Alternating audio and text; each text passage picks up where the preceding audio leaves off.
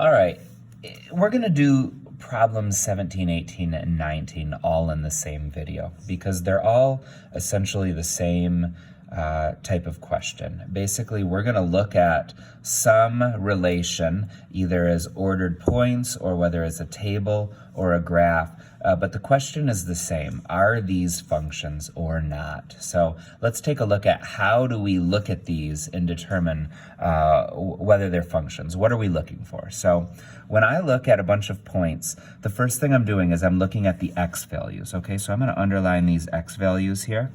And the question I have is, do any of these x values repeat? Because if they do, that's the part we have to look at to know whether it's a function or not. So 2, 4, 0, 4, 3. So do you see how there we've got the 4 being repeated?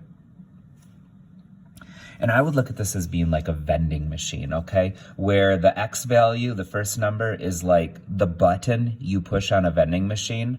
And then the second number, the y value, would be like the thing that fell out of the machine when you pushed the button, okay? And if it's a working function, then it should be a working vending machine, okay? So if someone went up to this vending machine and pushed the 4 button and a -1 came out, now imagine that a moment later, a person saw this and was like, ooh, I also want a -1, so I'm gonna push the 4 button too. So this next person came up and they pushed the 4 button, but a -10 came out instead of a -1.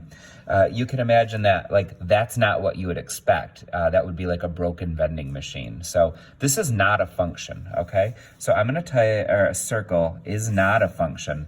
And the reason is because when we had an input of 4, an x value of 4, it gave 2 different y values. And that shouldn't happen. If it's a function, every time you have an input of 4, you should get the same thing out every time. So it's not a function because an x value of 4 gave 2 different y values. So that would kind of be like a broken vending machine.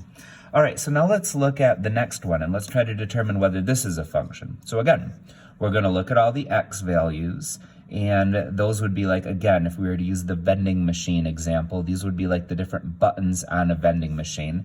And I would ask, did anyone hit the same button? Again, here we go. There's that 4 button again, okay? So the first person to hit the 4 button got a -1 to come out. And so then the person behind them in line was like, ooh, I want a -1 too. So when I get up to the machine, I'm also gonna hit the 4 button. And they hit the 4 button, and what comes out? Another -1. So in this one, it did work, okay? Because the input of 4 reliably gave us the same thing out of the machine each time. So we're gonna say that this relation is a function, and we'll say because the only repeated x value, the only x value that repeats, and I'll just take a little note that 4 was the one that did that. The only x value that repeats gave the same output, or the same y value each time, gave the same y value each time. So this is a function, and because it kind of represents like a working vending machine, okay?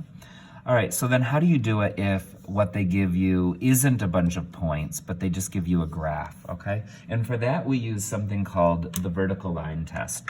So with a vertical line, that's a straight up and down line. So basically, I'm gonna draw a straight up and down line, and then just so that it sticks out a little bit more, I'm gonna highlight this in blue so we can really see what's going on here. So do we see how the straight up and down line that I drew, it only hit the blue line once? Okay, if it's gonna be a function, that's always gotta be the case. So how about this one? Only hits it once. How about this one? Only hits it once right there. Only hits it once right there. Only hits it once right there. Do you notice that everywhere that we want to draw a straight up and down line, it only hits the line one time. That means that the function works. So for all the inputs, we only get one output each time. So this is, and then when it's a picture and we use, this is called the vertical line test. So we would say that it is because it passes the vertical line test, because the graph passes the vertical line test.